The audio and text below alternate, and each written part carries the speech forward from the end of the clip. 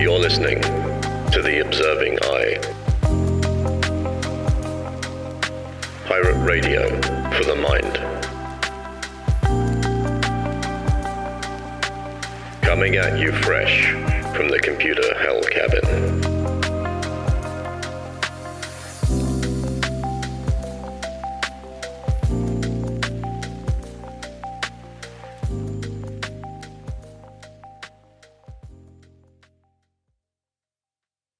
Hello, you beautiful lot. It is Sunday, it's not the 20th, it's the 6th of October, 2024, and you're listening to episode 85 of The Observing Eye, coming at you live from the computer hell cabin. Every week we get psychological, philosophical, and all manner of introspective. I'm David, and this week we're heading into some rather shadowy territory. We'll be exploring what psychologists call the Dark Tetrad of personality traits. Now, we all know someone or have encountered someone who seems a little too self-absorbed, perhaps a little too cold, or maybe even manipulative. They might charm their way through life, leaving a trail of devastation, broken relationships, betrayed friendships, or uneasy colleagues behind them. But what drives this kind of behavior? What's going on beneath the surface?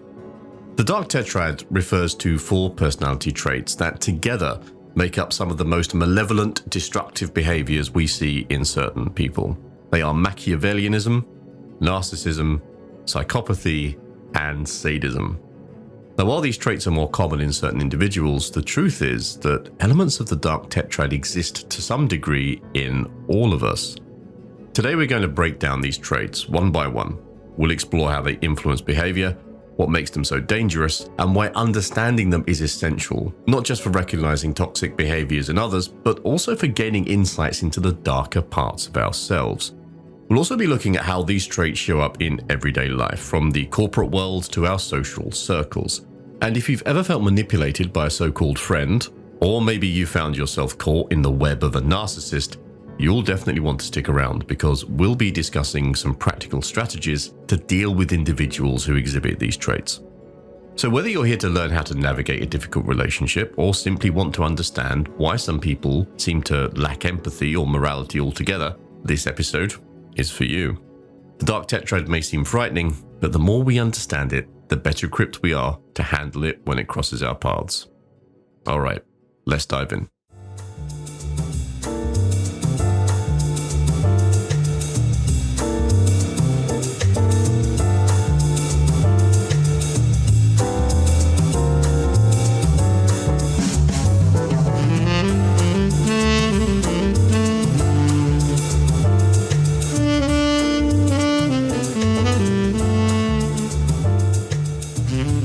Now that we've set the stage, let's get into the traits that make up the Dark Tetrad. We'll start with Machiavellianism, perhaps the most cunning and calculated of the 4 traits. Machiavellianism takes its name from Niccolo Machiavelli, the Italian Renaissance philosopher best known for his political treatise, The Prince. In it, he argued that rulers should do whatever it takes to maintain power, even if it means lying, deceiving, or manipulating others. Over time, his name became synonymous with the kind of cold, calculated manipulation that defines this trait. At its core, Machiavellianism is all about strategy. People high in Machiavellianism are often described as master manipulators. They're highly strategic thinkers who view life as a kind of chessboard and the people around them as mere pawns. Unlike someone who might act impulsively, a Machiavellian person will take their time, planning out every move to ensure they get what they want, all while maintaining an appearance of charm and friendliness. But here's the thing. What makes Machiavellianism so dangerous is not just the manipulation itself, but the lack of moral concern. These individuals aren't troubled by guilt or shame when they deceive others. In fact, they may see it as just part of the game. In many ways, Machiavellians thrive in environments where there's competition or a struggle for power. Think corporate boardrooms, political offices, or even certain social circles. You might know someone like this, a person who's always 3 steps ahead, who seems to pull the strings behind the scenes, yet remains out of the fray when things go wrong. They're the ones who manipulate situations for personal gain, often at the expense of others. Think of characters like Frank Underwood from House of Cards, whose entire existence is based on manipulation, deceit, and ruthless ambition. What's particularly interesting is how subtle Machiavellianism can be. It doesn't always show up in overt, obvious ways. A Machiavellian might pretend to be your friend, all while positioning themselves to undermine you when the opportunity strikes. They might smile while shaking your hand, but are already calculating how they'll gain the upper hand. If you've ever had a friend or colleague who seems too smooth, too calculated, or always seems to get ahead no matter the cost, there's a chance you're dealing with someone high in Machiavellianism. Now, let's move on to narcissism, a term that's perhaps a bit more familiar to most people. At its core, narcissism is an excessive focus on oneself, one's appearance, abilities, and accomplishments.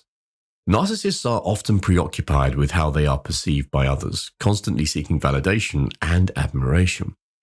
But here's the kicker. While they crave attention and approval, they are often deeply insecure underneath the surface. A narcissist's self-image is like a fragile bubble, constantly in need of inflation and easily popped by criticism or rejection. This makes relationships with narcissists incredibly difficult. They can be charming, charismatic, and magnetic when you first meet them, but as time goes on, the cracks begin to show. Narcissists often feel entitled to special treatment, believing they are superior to others, and will react with anger or disdain when they don't get what they want. You might notice that narcissists are obsessed with their appearance, always curating their social media profiles or taking excessive pride in their accomplishments. They may surround themselves with people who fuel their ego, but have little interest in deep, meaningful connections. And this is key. While they demand attention and admiration, they often lack the empathy necessary for real reciprocal relationships. Think of the famous myth of Narcissus, the young man who fell in love with his own reflection. This kind of captures the essence of the narcissist's condition. They are trapped in a cycle of self-admiration, often at the expense of others' feelings or well-being. And as we've seen in the age of social media, the narcissist archetype is more visible than ever. Likes, comments, and followers can serve as fuel for their ego, and the virtual world offers endless opportunities for self-promotion. So if you've ever had a friend who seemed more interested in using you as a mirror for their own greatness, you might have been dealing with a narcissist. Their charm and confidence might have drawn you in, but their lack of empathy and need for constant admiration probably left you feeling drained, overlooked, and eventually abandoning the relationship altogether. Next, we have psychopathy. Now, this is a trait that tends to be more feared, largely because of the media's portrayal of psychopaths as violent criminals. But while psychopathy can be linked to more extreme behaviors, it doesn't always lead to violence. What truly defines a psychopath is their lack of empathy, emotional coldness, and impulsivity. Think like Patrick Bateman here. People high in psychopathy often lack the basic emotional responses that most of us take for granted. Things like guilt, remorse, or fear. This allows them to engage in risky or harmful behaviors without being held back by a sense of responsibility or moral concern. In many ways, psychopaths view the world through a purely rational lens. They don't experience the emotional turmoil that might make the rest of us hesitate before making a harmful decision. Interestingly, research has shown that the brains of psychopaths function slightly differently, particularly in the areas related to emotional processing. They often have an underactive amygdala, which is the part of the brain responsible for fear and empathy. This makes them particularly dangerous as they can charm and manipulate others without feeling any of the emotional consequences. But again, not all psychopaths are violent. Many high-functioning psychopaths thrive in competitive environments like business, law, or politics. Their calmness under pressure and lack of emotional attachment can make them formidable leaders. However, without empathy to balance their decisions, they can also be incredibly ruthless. You might recognize psychopathic traits in someone who is cool, calculated, and shows little concern for the feelings of others. They might come across as charming at first, but their cold detachment from emotions can leave you feeling unsettled. There's just nothing behind the eyes. And finally, we come to sadism, perhaps the darkest of the four traits. Sadism involves deriving pleasure from the suffering of others, whether that suffering is physical or emotional. At its most extreme, sadism is linked to cruelty and violence, but it can also show up in more subtle, everyday ways. For example, someone who enjoys humiliating others or causing emotional pain could be showing signs of sadism. This trait is often seen in bullies, internet trolls, or anyone who seems to get a thrill out of making others uncomfortable or upset. It's important to note that not all sadism is overtly violent. Sometimes it is psychological. In recent years, there's been a growing recognition of what we call everyday sadism, or, casual, just a bit of casual sadism. Those who may not be physically cruel but take pleasure in watching others fail or struggle. So internet trolls are a very good example of everyday sadists. They derive enjoyment from causing distress to strangers, often by provoking or humiliating them. The standard keyboard warrior, right? Apparently zero consequence. Type a few words, oh, I feel better about myself, like fucking winning, right? Now, what's terrifying about sadism is the pleasure these individuals get from inflicting pain. Unlike a narcissist who might feel hurt if their self-image is threatened, a sadist revels in the suffering of others. The more distress they cause, the more satisfaction they feel. Now, if you've ever encountered someone who seems to enjoy watching others suffer or goes out of their way to humiliate or degrade others, then there's a fairly good chance that they possess sadistic tendencies. So there you have it, the 4 traits that make up the Dark Tetrad: Machiavellianism, Narcissism, Psychopathy, and Sadism. Now, while these traits are distinct, they often overlap, creating toxic individuals who manipulate, harm, and exploit others for personal gain. But it's not just about recognizing these traits in others. Part of understanding the Dark Tetrad is also about reflecting on our own behaviors. Do any of these traits show up in us, even in small ways? And how can we ensure that we're not slipping into harmful patterns ourselves? In our next segment, we'll explore how these traits manifest in society and relationships, and more importantly, we'll look at how we can protect ourselves from falling victim to those who exhibit them. But first, of course, there's a word from our sponsor.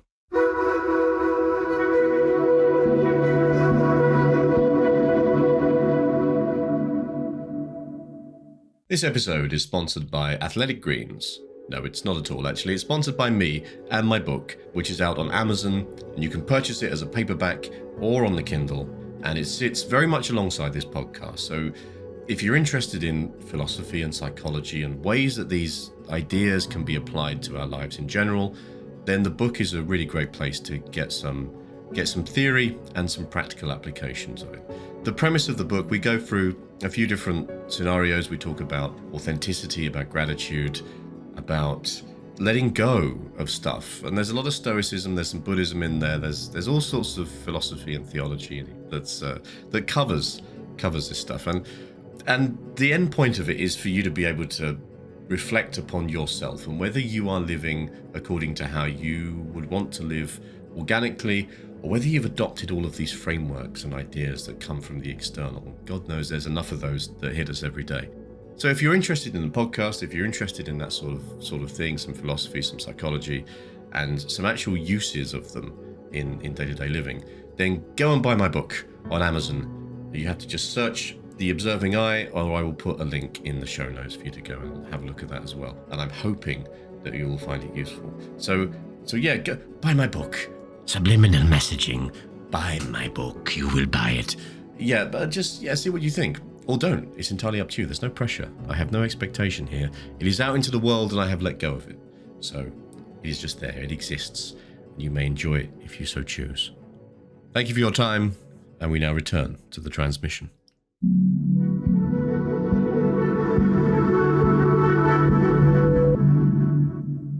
Now that we have a fairly clear understanding of what these traits look like, let's explore how they manifest in the real world, both in society and within our personal relationships.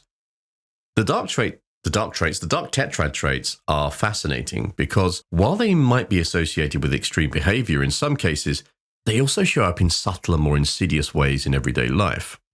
Whether it's a manipulative colleague at work, a narcissistic friend who always demands the spotlight, or even the political leader who thrives on power and deceit, these traits aren't confined to psychological case studies. They're everywhere. So let's start with the broader societal impacts before zooming in on how these traits affect relationships. One of the most striking places we see Dark Tetrad traits at play is in the world of business and politics. In highly competitive environments where power, wealth, and status are at stake, people who exhibit these traits often find themselves in advantageous positions. Why? Well, because the very qualities that make us uncomfortable in everyday life, manipulation, lack of empathy, strategic ruthlessness, can be incredibly effective when the primary goal is to get ahead regardless of the cost. Take Machiavellianism, for example. People high in this trait thrive in competitive, cutthroat environments where manipulation and strategic thinking are rewarded. In the corporate world, this might look like someone who excels at office politics, constantly positioning themselves to rise through the ranks by manipulating situations, forming alliances, or even sabotaging others. They are the ones who play the long game, quietly maneuvering their way into positions of power. You might have heard the phrase, "nice guys finish last." Now, while this isn't always true, it often feels that way when you're up against a Machiavellian individual who is willing to bend the rules and sacrifice ethical considerations to get what they want. And the scary part is that many of these people are celebrated in their fields for their cunning and success, even as they leave a trail of burned bridges behind them. Then there's narcissism, which seems to have found the perfect breeding ground in platforms like TikTok, Instagram, and Twitter, which often feels like narcissism on steroids. For some, social media becomes an endless quest for admiration where self-promotion and a sense of superiority are the norm. But it doesn't stop at selfies and influencers. Narcissistic traits can also show up in leadership roles where the need for admiration drives certain individuals to seek positions of power. While a healthy dose of confidence can make a great leader, extreme narcissism can lead to toxic workplaces where the leader demands constant praise, refuses to take criticism, and manipulates others to maintain their grandiose self-image. Psychopathy, as we've discussed, involves a lack of empathy and emotional detachment, which can actually be an advantage in certain professions. High-functioning psychopaths often find success in fields that require calmness under pressure and the ability to make decisions without emotional interference. Think surgeons, military leaders, and even CEOs. But while this emotional detachment can be useful in high-stakes professions, it can also lead to dangerous consequences when combined with a lack of moral restraint. A CEO with psychopathic traits, for instance, might make decisions that maximize profits at the expense of employees' well-being, or a politician might ruthlessly pursue power without regard for the harm it causes to others. In these cases, the lack of empathy and moral concern can lead to widespread negative impacts, from financial ruin to social unrest. And finally, let's talk about sadism. While we might associate sadism with more extreme examples of cruelty like serial killers or violent criminals, casual sadism is a far more common and disturbing phenomenon. These everyday sadists might not be committing physical harm, but they take joy in seeing others suffer, whether it's through hurtful comments, public shaming, or emotional bullying. And this isn't limited to the digital world. In workplaces, schools, or even social circles, sadistic individuals might engage in bullying behaviors, finding amusement in humiliating or degrading others. These behaviors may seem minor at first, but over time they can create toxic, damaging environments for those on the receiving end. Now, let's shift from society at large to something a bit more personal: how these traits affect our relationships. Whether it's a romantic partner, a friend, or a family member, dealing with someone who exhibits Dark Tetrad traits can be emotionally draining, confusing, and sometimes even traumatic.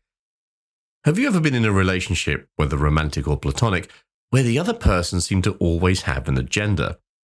Someone who carefully crafted situations to ensure they came out on top, even if it meant deceiving you. This is classic Machiavellianism. In relationships, Machiavellians are experts at manipulation. They'll charm you, make you feel important, and then quietly exploit your trust to achieve their own goals. It might start small. Maybe they forget to pay you back for something or use your connections to get ahead. But over time, their strategic behavior can leave you feeling used or betrayed. Narcissists can be incredibly alluring when you first meet them. They're often confident, charming, and seem to have everything figured out. But as the relationship progresses, their need for admiration and their lack of empathy can become overwhelming. A narcissistic partner or friend will constantly demand your attention and validation, but when you need emotional support, they'll be absent or dismissive. You might find yourself walking on eggshells, constantly catering to their ego to avoid conflict. The real danger of narcissism in relationships is the emotional toll it can take. Narcissists often engage in gaslighting, making you doubt your own reality or feelings, leaving you questioning whether you're the one in the wrong. Over time, this can erode your self-esteem and sense of self-worth, making it harder to break free from the toxic dynamic. And there's a whole episode on narcissism, which was episode 84, the previous one, So I'm trying not to dive into narcissism in too much detail because there's about an hour of it last week. But I'm going to cover it in some elements, some aspects, obviously, because I don't expect everyone to have listened to all of these episodes. Of course, you may have just stumbled across it as you skipped through the ether. Now, when it comes to psychopathy, relationships can be even more... I need to put my serious voice on that because I'm talking about serious things. When it comes to psychopathy, relationships can be even more damaging. Psychopaths often lack the emotional depth necessary for genuine connection. They might appear charming on the surface, but they view relationships as transactional, just a means to an end. A psychopathic partner or friend will manipulate and exploit you without feeling any guilt or remorse, and when they've gotten what they want, they'll discard you without a second thought. Because psychopaths are often highly charismatic, they can be difficult to spot until you're already deeply entangled in the relationship. Their emotional coldness can be confusing, especially if you're someone who thrives on emotional connection. You might find yourself constantly trying to reach them emotionally, only to be met with indifference or cruelty. And finally, there's sadism. In relationships, sadistic individuals derive pleasure from causing you pain, whether it's emotional or physical. Now, this can manifest as constant criticism, belittling, or even outright abuse. Sadists often thrive on power dynamics, enjoying the control they have over your emotional state. They might deliberately provoke you just to watch you suffer, or find amusement in humiliating you in front of others. What's particularly dangerous about sadistic relationships is the emotional manipulation that keeps you trapped. You might find yourself feeling powerless, ashamed, or even convinced that you somehow deserve the treatment you're receiving. This emotional abuse can be incredibly difficult to break free from without outside support. So as we can see, these Dark Tetrad traits play out in a very real, very destructive way in both society and our personal lives. The challenge, of course, is recognizing these traits before they cause too much damage. The subtle nature of these behaviors, particularly Machiavellian manipulation or narcissistic charm, can make it difficult to see the warning signs early on.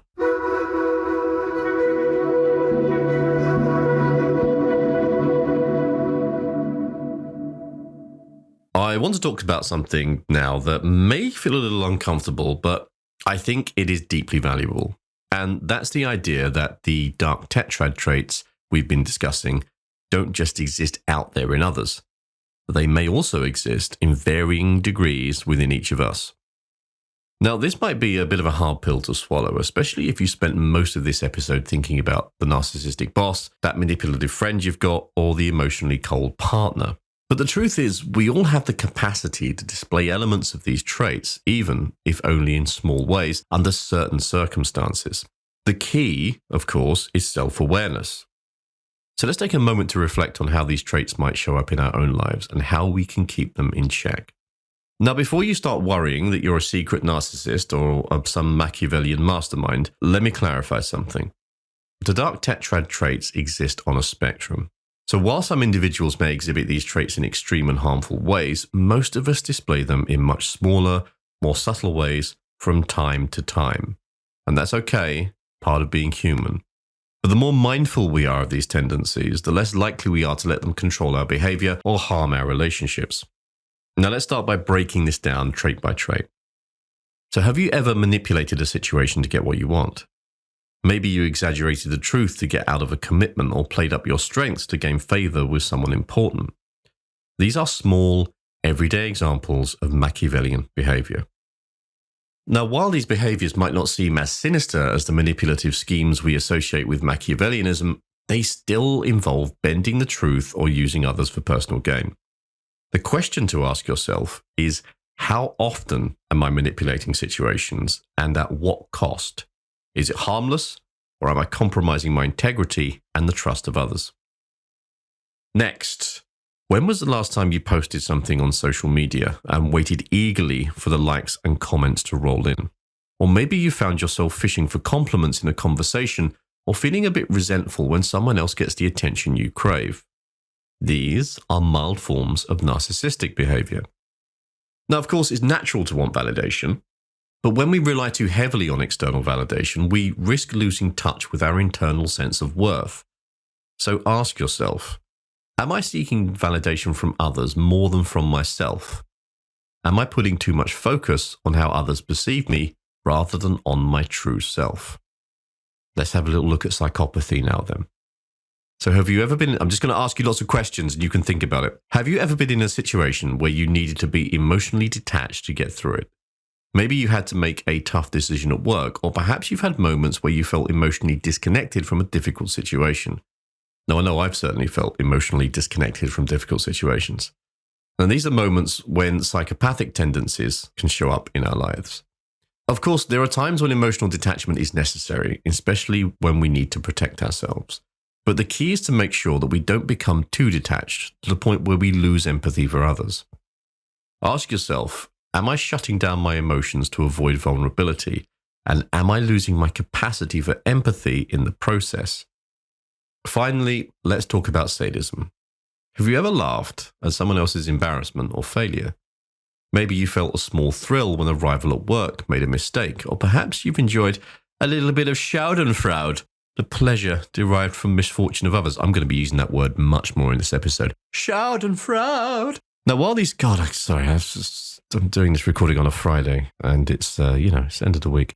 Now, while these feelings are quite common, the question is how we act on them. Do we take pleasure in other people's pain or discomfort, even if it's subtle? And how does that reflect on our character? Ask yourself, do I enjoy seeing others fail, even in small ways? And am I allowing myself to engage in behaviors that harm others just for the sake of my own satisfaction? Recognizing these traits in ourselves isn't about feeling guilty or ashamed. It's about being honest with ourselves and using that awareness to grow. So how can we ensure that these darker tendencies don't take control of our behavior? The first step is simple yet powerful, and that's self-reflection. Take time to regularly check in with yourself, especially after difficult interactions or decisions. Ask yourself, did I act with integrity? Was I driven by ego or empathy? Reflecting on your own behavior helps you catch moments when these dark tetrad traits might be creeping in. Then we have empathy. Empathy is one of the strongest antidotes to many of the dark tetrad traits. Narcissists, Machiavellians, and psychopaths all lack the ability to genuinely connect with others' emotions. By cultivating empathy, taking the time to truly understand and care about what others are feeling, you can counterbalance those darker tendencies. One practical way to do this is by actively listening to others. Instead of thinking about how you'll respond or what you can gain from the conversation, focus on the other person's emotions and perspective. Think about how you can support them in that moment. Then there's self-validation. Now, if you're prone to seeking external validation, try shifting the focus inward. Instead of looking to others to boost your ego, practice gratitude for the qualities you already possess. Take a moment each day to acknowledge something you appreciate about yourself, whether it's your creativity, your kindness, or your resilience. This builds internal validation, which can help curb narcissistic tendencies. And lastly, we can embrace our vulnerability. Psychopathy and Machiavellianism often involve emotional detachment or manipulation as a way to avoid vulnerability, but true connection and growth comes from allowing ourselves to be vulnerable. It's okay to show your emotions, admit that you're wrong, or let someone else take the spotlight. The more comfortable you become with vulnerability, the less likely you are to resort to manipulative or emotionally detached behaviors. So the next time you find yourself tempted to hide your emotions or control a situation, ask yourself, what would happen if I just let go? It's important to remember that the dark tetrad traits are part of the full spectrum of human behavior. While we certainly want to avoid falling into their more harmful expressions, it's also okay to acknowledge that they exist, even in small ways, within all of us. The key is balance. By cultivating empathy, self-awareness, and vulnerability, we can keep the darker sides of ourselves in check and focus on living with integrity, kindness, and self-respect.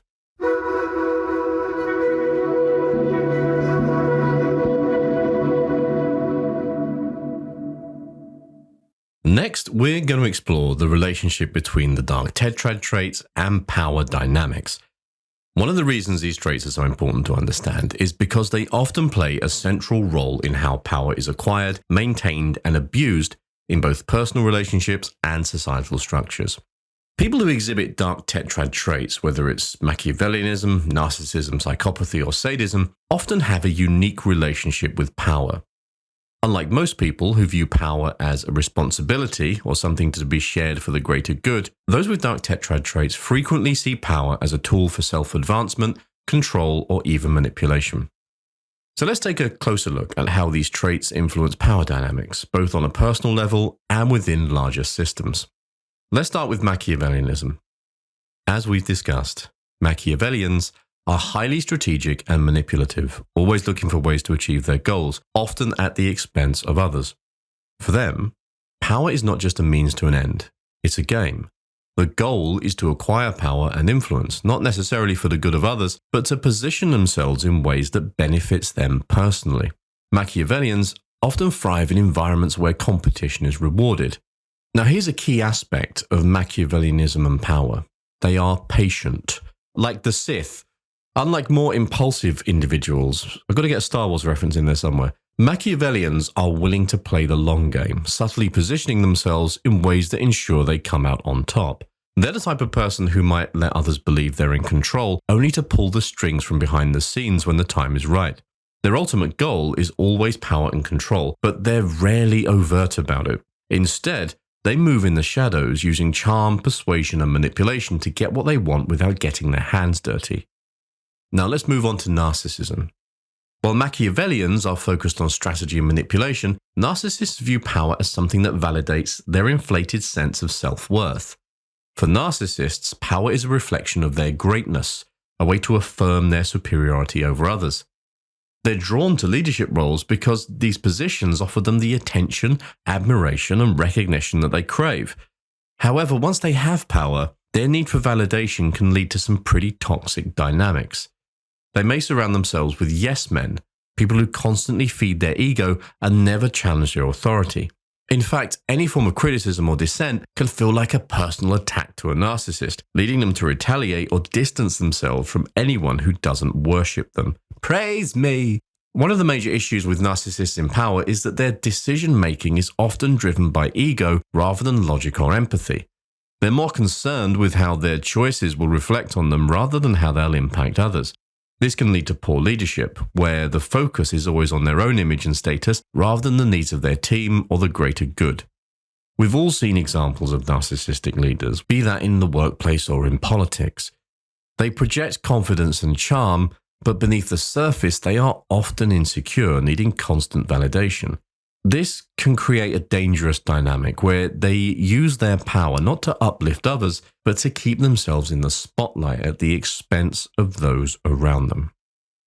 Psychopathy brings something very different to the power equation. While Machiavellians and narcissists are motivated by strategy and ego, psychopaths are often driven by a complete lack of empathy and an ability to use power ruthlessly without moral constraints. Psychopaths don't experience guilt or remorse in the way most people do. This means they can make decisions that harm others without feeling the emotional consequences that would hold most people back in positions of power. This means they can make decisions that harm others without feeling the emotional consequences that would hold most people back. In positions of power, this can make them incredibly dangerous because they aren't burdened by the emotional or ethical weight of their actions. But here's the thing. Psychopaths are often incredibly charming, which makes them adept at climbing social or corporate ladders. They're skilled at mimicking emotions that they don't truly feel, which can make them seem likable, approachable, and even charismatic. But once they've acquired power, their decisions can be cold and calculated, devoid of empathy or concern for the people their actions affect. A psychopathic leader might make cutthroat business decisions, laying off employees with no regard for the human cost. Or they might manipulate those around them to achieve personal gain without ever feeling guilty about it. Their focus is on efficiency and results, and if that means causing harm or breaking moral codes, then so be it. What makes psychopathy especially dangerous in leadership roles is that these individuals are often unfazed by chaos or conflict. They thrive in high-stress environments where their emotional detachment gives them a psychological edge. And finally, how can we forget we have the sadists? Sadists are unique in that they don't just seek power for control or validation, they derive pleasure from using it to cause pain. Whether it's physical pain, emotional distress, or social humiliation, sadists enjoy seeing others suffer, and having power gives them more opportunity to inflict that suffering.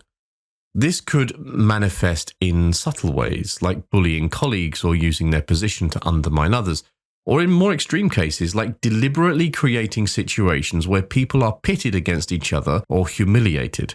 In personal relationships, a sadistic partner might use power to belittle, control, or degrade their partner, taking pleasure in their emotional turmoil. Sadism and power are a particularly toxic combination because the person in power isn't just indifferent to the harm they cause, they actively seek it out. Whether they're creating workplace drama or causing emotional harm in personal relationships, they enjoy using their power to inflict pain, often masking it as authority or leadership. It's important to recognize that while sadists in power can be subtle, the emotional and psychological harm they cause can be incredibly destructive, leading to long-lasting effects on those who are caught in their web of control. So how does all of this play out in real life? Power imbalances are at the heart of many of the negative dynamics we see in workplaces, relationships, and society at large. When people with Dark Tetrad traits rise to power, they often create environments where trust, empathy, and mutual respect are undermined. They thrive in chaos, manipulation, and control, often leaving the people around them feeling drained, confused, or powerless. In workplaces, a Machiavellian boss might foster a toxic culture of competition, encouraging backstabbing and secrecy to keep their position secure. A narcissistic leader might constantly seek validation, stifling creativity or collaboration because they need to be the center of attention. A psychopathic executive might ruthlessly cut costs or fire employees without a second thought, driven by a cold, results-oriented mindset. And a sadistic manager? They might create an environment of fear, bullying, and emotional abuse, simply because they enjoy watching the world burn. These power dynamics can have serious consequences. Lower job satisfaction, high turnover, damaged relationships, and even mental health issues for those on the receiving end of these behaviors. The key to protecting yourself in these situations is understanding the dynamics at play and, where possible, minimizing your exposure to these individuals. People with Dark Tetrad traits often gravitate towards positions of power because power gives them the tools to manipulate, control, and sometimes even harm others. Their relationship with power is very different from most people's, and understanding that dynamic is essential to protecting yourself in both personal and professional relationships.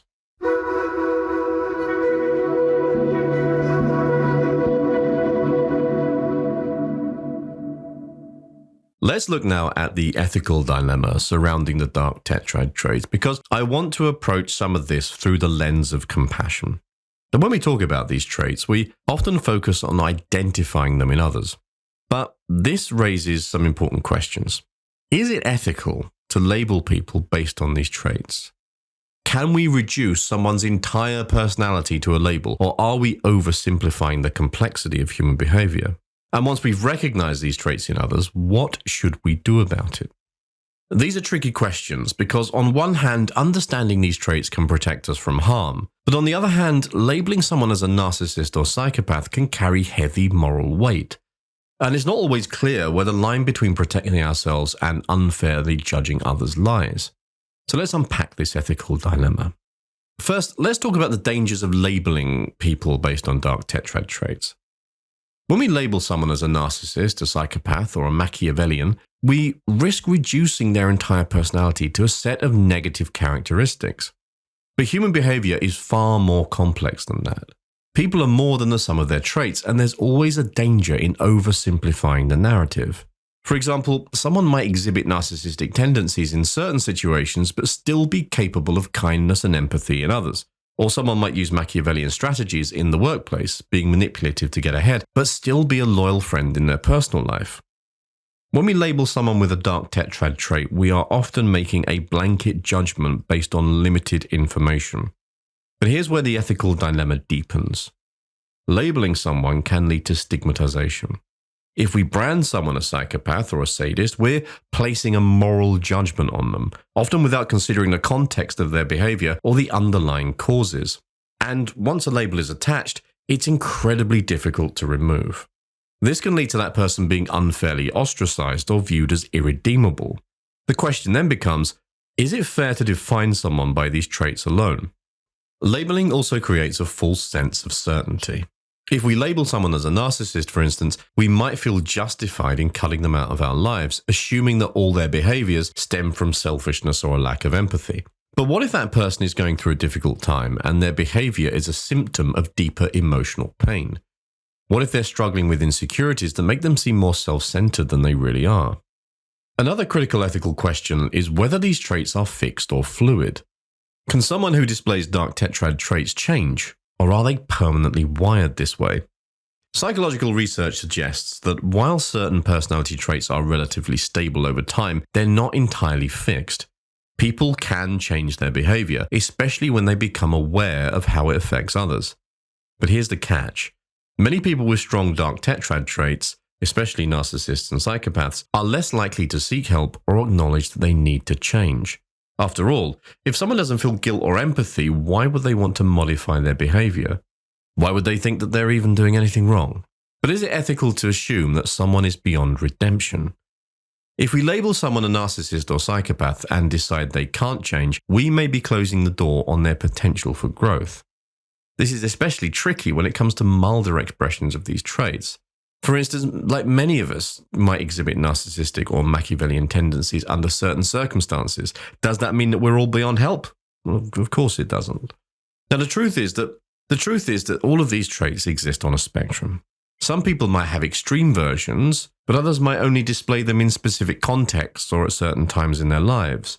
The ethical dilemma here is whether we should give people the opportunity to change or grow out of these traits, or whether we should protect ourselves by cutting ties immediately. So, how do we balance our need to protect ourselves from people with Dark Tetrad traits with the ethical obligation to approach them with empathy and compassion? It's a delicate balancing act. On one hand, empathy can be dangerous when dealing with individuals who manipulate or harm others. If we're too forgiving or compassionate, we risk being exploited or hurt. People with strong Machiavellian or psychopathic traits may take advantage of our empathy, using it as a tool to manipulate us or keep us in toxic relationships. But on the other hand, we have to ask ourselves, what does it mean to be truly compassionate? Does compassion mean ignoring bad behavior or allowing ourselves to be hurt? Well, no, I'd say that it doesn't. True compassion involves understanding where someone's behavior is coming from without necessarily condoning it. It means recognizing that people who exhibit Dark Tetrad traits often have deep emotional wounds or psychological issues of their own, even if they don't express it. Now here's another ethical question to consider. Is it possible to feel empathy for someone while still holding them accountable for their actions? Now I believe that it is. We can understand that someone's behavior might stem from insecurity, trauma, or mental health issues, but that doesn't mean that we should excuse harmful behavior. It's about maintaining boundaries while also recognizing the humanity in others, even those who may not show much empathy themselves. One of the hardest ethical dilemmas people face when dealing with someone who exhibits Dark Tetrad traits is whether it's okay to cut ties altogether. If someone is manipulating you, constantly seeking validation at your expense, or causing harm, is it ethical to walk away? Or should we always try to give people the benefit of the doubt, hoping that they can change? Now, this is where the worlds of self-care and ethics intersect. Protecting your own well-being is not only ethical, but essential. You have a moral obligation to yourself to maintain healthy boundaries and protect your emotional and mental health. If a relationship is toxic and you've tried all reasonable means to improve it, setting boundaries, communicating your needs, and offering chances for change, it is absolutely ethical to walk away. Of course, this dilemma becomes more nuanced when the individual is a family member, a close friend, or someone that you're deeply tied to. In those cases, cutting ties might feel harsh or even cruel, but you can show compassion from a distance. It's possible to step away from a toxic relationship without hatred or anger. You can recognize that the person may be struggling with their own issues while still protecting yourself from further harm. The bottom line is this: it's ethical to take care of yourself. If someone with Dark Tetrad traits is causing emotional or psychological damage, distancing yourself is not only a valid choice, it's often the healthiest one. And finally, there's a bigger ethical question here about how society should handle individuals with dark tetrad traits. Should we be trying to rehabilitate them? Should we be labeling them as dangerous or toxic? And what role do we play as a society in shaping environments where these traits are either discouraged or rewarded? For example, in highly competitive industries, Machiavellianism and even psychopathy can sometimes be rewarded. People who are manipulative, cutthroat, or emotionally detached might rise to positions of power because the system values results over empathy. So the ethical question becomes, is it our responsibility as a society to change these systems? Should we be creating environments that reward empathy, collaboration, and fairness rather than manipulation and power grabbing? In personal relationships, society often encourages us to look out for ourselves, to avoid toxic people, and protect our own well-being. But what about those individuals who exhibit these traits because of trauma or mental health issues? Is it ethical to just cut them off? Or do we have a responsibility to try and help them, assuming they're open to change? Big caveat there. But there are no easy answers here. The ethical dilemma surrounding the Dark Tetrad is complex, and it often comes down to personal choice, to context, and the level of harm involved. But what's clear, however, is that understanding these traits and the ethical challenges they present can help us make more informed, compassionate decisions in our personal and professional lives. So where does that leave us then? Well, ultimately, the ethical dilemma of dealing with Dark Tetrad traits comes down to balance. Balancing empathy with self-protection, compassion with accountability, and understanding with boundaries. We can't control the traits that others exhibit, but we can control how we respond to them. While it's important to recognize and protect ourselves from harmful behaviors, it's equally important to approach these situations with a sense of humanity. People are complex, and while these traits can be destructive, they don't define a person entirely. In the end, the goal is to navigate these relationships, whether in personal or professional settings, with mindfulness, fairness, and integrity. And sometimes that means walking away. Other times, it means extending empathy while maintaining strong boundaries. The key is finding that balance.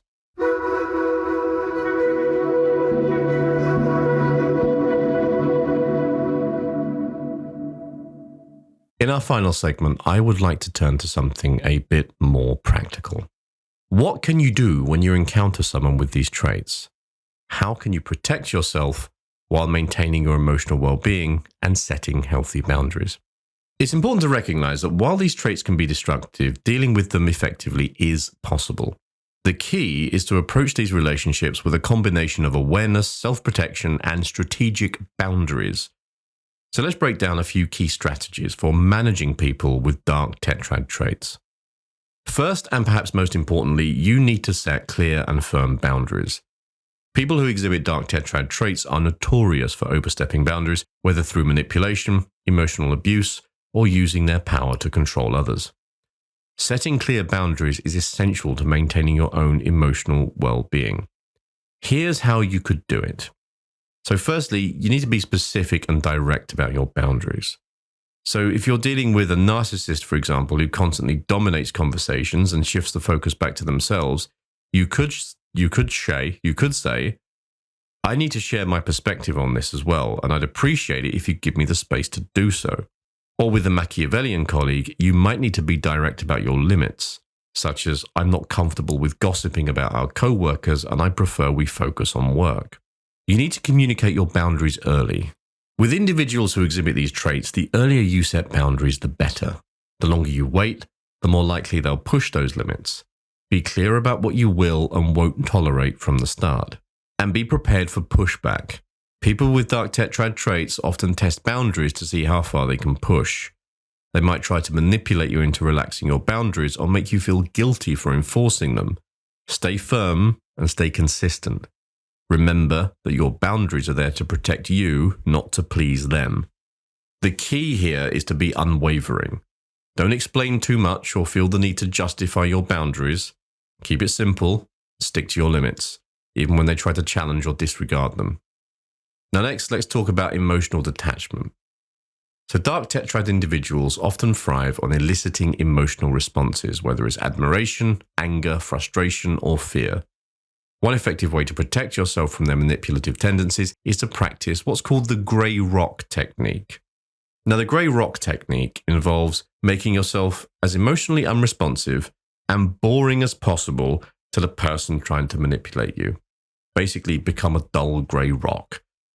The idea is that people with Dark Tetrad traits feed off of emotional reactions. And if you refuse to give them that, they'll eventually lose interest in trying to control or manipulate you. For example, if a narcissist is trying to provoke you by bragging about their accomplishments or fishing for compliments, respond with neutral, uninteresting statements. Like, well, that's nice. Or, interesting. Keep your tone flat and avoid engaging with their need for validation. Or just fucking ignore them entirely. That works. Similarly, if a Machiavellian is trying to pull you into office politics or gossip, respond with something neutral and disengaging, like I just prefer to stay out of it, or I haven't really given it much thought. When you refuse to give them the emotional reaction they're looking for, people with Dark Tetrad traits often become frustrated or disinterested. They love the emotional energy, and by making yourself a grey rock, boring, neutral, and unreactive, you protect yourself from getting sucked into their drama tornado. Now, you don't have to be rude or dismissive, you just have to be detached. It's about giving them no emotional fuel to work with. We're going to have a look at gaslighting next, which I mentioned in quite a bit of detail in the previous episode, but we'll go over it again for the many of you that likely missed it. So gaslighting, I'm sure you're aware of, is a form of psychological manipulation that makes you question your own reality, your own memories, and your own perceptions. It can be incredibly disorienting and damaging to your sense of self-worth, but it is critical to recognize the signs and to resist it.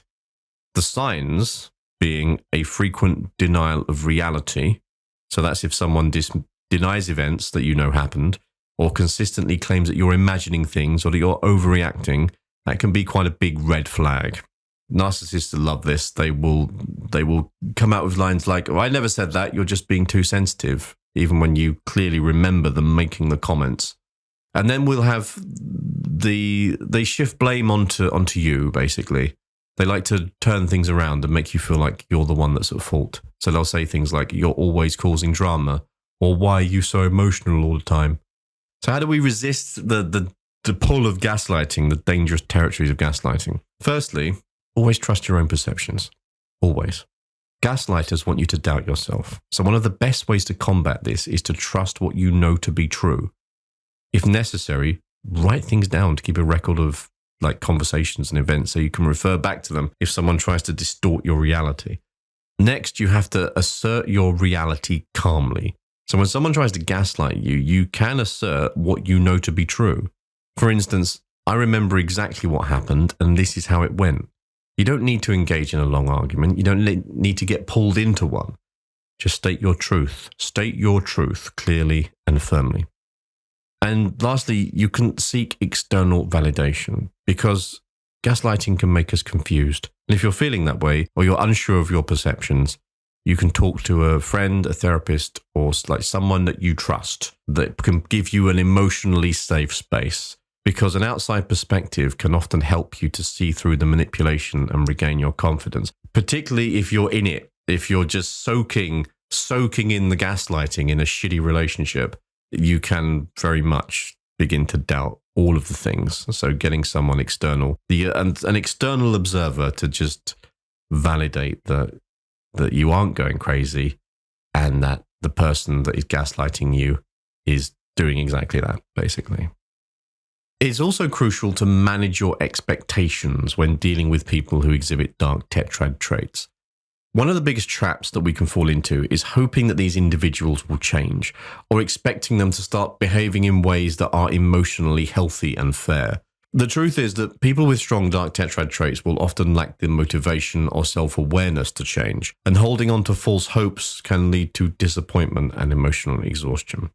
We have to accept them for who they are. Narcissists will continue to seek validation. Machiavellians will keep manipulating to get ahead. Psychopaths will always remain emotionally detached. Instead of hoping for a transformation, accept that this is how they operate. It's not about giving up on people, but it's about recognizing that some individuals won't change unless they're willing to do the work themselves. we also need to focus on controlling our response. You can't control how others behave, but you can control how you respond to them. Rather than expecting a narcissist to suddenly become empathetic or a Machiavellian to stop manipulating, focus on setting boundaries, limiting your emotional involvement, and maintaining your own well-being. And lastly, don't expect reciprocity.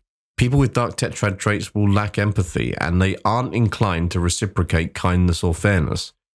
By managing your expectations, you avoid the trap of giving more than you get and protect yourself from being taken advantage of.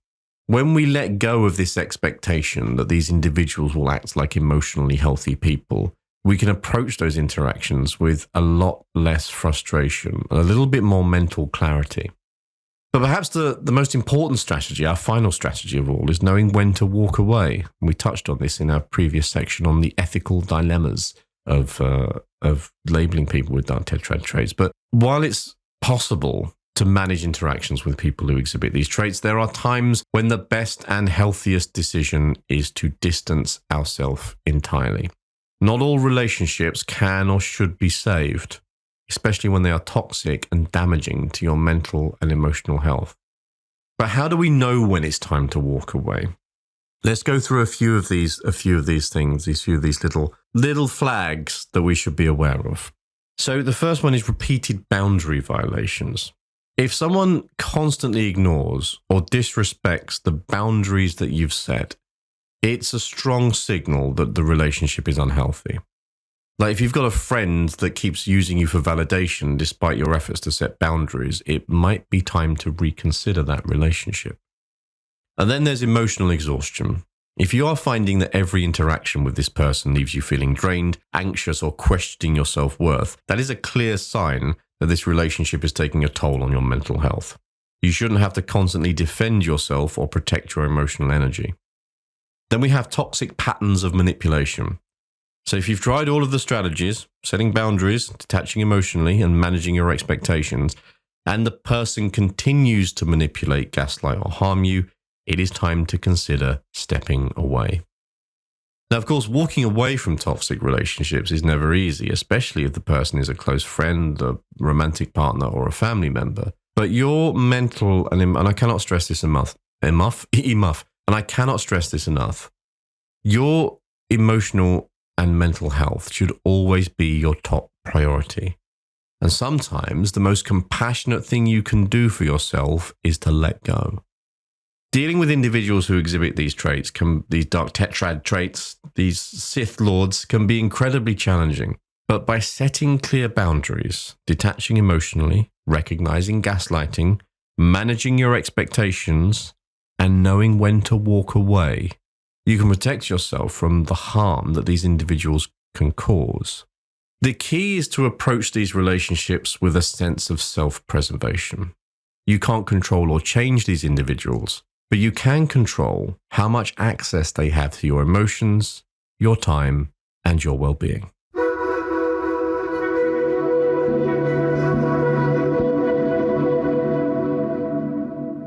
And that, ladies and gentlemen, is all I have to say in our exploration of the Dark Tetrad. We started by understanding the key traits of the Dark Tetrad. We looked at how the Dark Tetrad traits might exist within us, some of the ethical dilemmas around labeling Dark Tetrads, and how we can manage those relationships with people that exhibit these traits. It's important to remember that these traits, while troubling, aren't always glaringly obvious. Sometimes they show up subtly, slowly eroding trust, self-esteem, or even our own sense of reality. But the more we learn to recognize these traits, whether in the workplace, in social circles, or even in our closest relationships, the better equipped we are to protect ourselves and set the kind of boundaries that keep us emotionally safe. But I think what's equally important, and something I really want to emphasize as we wrap up today, is that the Dark Tetrad doesn't just live out there in other people. Elements of these traits exist in all of us, in one form or another. And it's part of the human experience to navigate these complexities within ourselves. We're all capable of small manipulations, moments of narcissism, emotional detachment, and a little bit of schadenfreude. What matters most is how aware, God, I can't be serious, even at the end. What matters is how aware we are of these tendencies and what we choose to do about them. Are we letting these traits drive our behavior, or are we using self-awareness, empathy, and integrity to manage them? That's the challenge I want to leave you with today. Take a moment to reflect on how these traits might show up in your own life, whether in subtle ways or perhaps more prominently. And think about how you can actively work to bring more empathy, more authenticity, and more connection into your daily interactions. As always, it's not about being perfect, it's about being mindful. As always, I want to thank all of you for taking some time out of your day to listen to me prattle on about the Dark Tetrad. I hope that there's been some stuff in there that's been useful. There's some things you can think about, stuff you can take away. And, please don't start identifying yourself as a psychopath or a narcissist just because you needed a little bit of validation and felt a little bit insecure about something. You are okay. It's fine. Of course, if you really like the podcast and you haven't subscribed, please consider doing so, because it just helps us to get out there and in front of more people and put more of a message out, and it also tells us what you like and what you don't like. So if lots of people like certain episodes, I know that content is useful and I can make more of it. And if you don't like it, then you can just ignore it, and I shan't do any more things like that. Well, I'll try not to anyway. If anything in this episode has resonated with you in any way, then I would love to hear from you. You can share your stories via Patreon at patreon.com/theobservingeye. You can do comments in Spotify now, apparently. That's the thing. So you can write comments on the episode. You can find us on social media as well, of course. We are on YouTube at youtube.com/@theobservingeye. And we're on TikTok and Instagram with a little bit more content than we used to. We're trying to get more out there with the handle @theobservingeye as well. Take care, everybody. Much love, and I'll catch you soon. You've been listening to The Observing Eye. Thanks for spending some time with me today. I hope it's been useful. And if you're interested in any more of my writing or work around psychology, philosophy, and general day-to-day living, please go and take a look at my Substack, which is theobservingeye.com. And that's I as in the letter, not I as in the gelatinous organ through which you see. Take care, everybody. Much love, and I'll catch you soon.